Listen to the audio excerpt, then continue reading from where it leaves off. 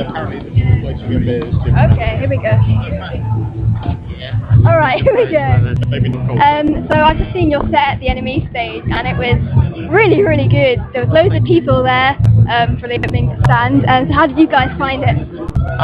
It was okay for me. I had a few in our customary style. Anybody who's ever seen our band before knows that everything breaks on stage with us.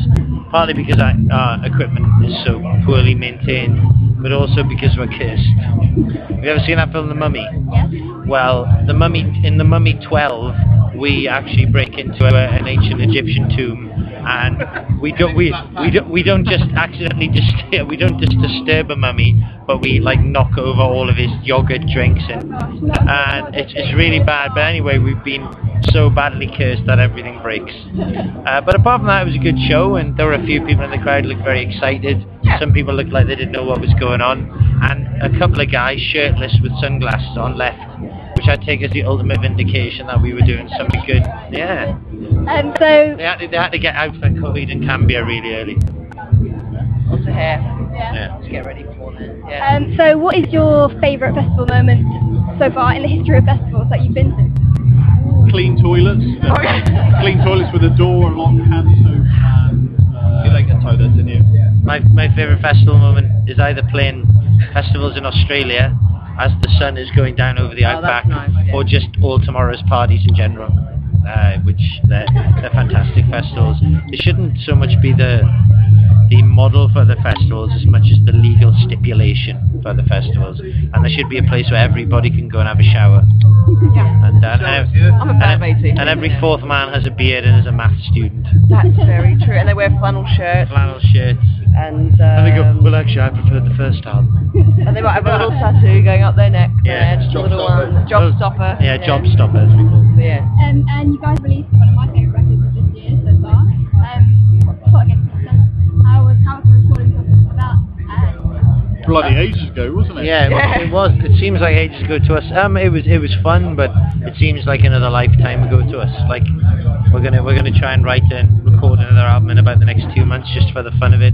Like the plot is a record I think we're all very proud of, but there's a particular sound, and I think next up we want to do something very raw and sloppy and sweary and dark, and something that makes you, when you walk into the house and your cat's been up to something, you don't just expect they've shit in a weird place or is disrespected the food you've given it, but you think maybe that cat's, it's involved in an Al Qaeda terror cell, or it's rewired all the electrics, so when you switch the television on, the Hoover comes on, But I want it to be that kind of. It's like a catastrophe. It's very good. see. That's my Zoltzman pun there. Yeah, there's a pun. Hey, a catastrophe. Julia, that was perfect.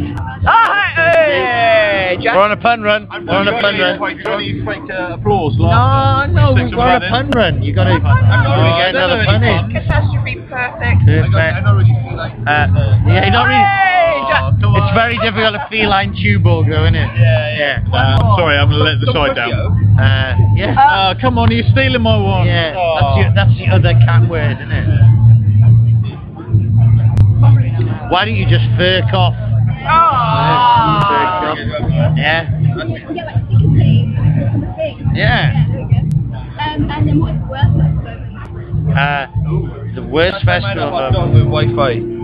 I had a hot dog with Wi-Fi, and as soon as I started eating it, I had loads of emails from my debt collecting agency. So I had to eat the hot dog really quickly to get rid of the Wi-Fi, but I'm allergic to meat.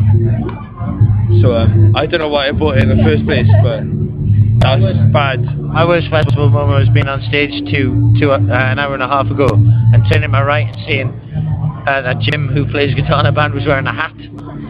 And just before I had enough time to walk over and go, take the fucking hat off, he'd actually taken it off. I think he'd totally forgotten he was wearing a bobble hat on stage. It was a bit Griff-free. It was a bit. I've got away because I've got no hair anymore and my head gets cold. Yeah. It's like a sucked thumb.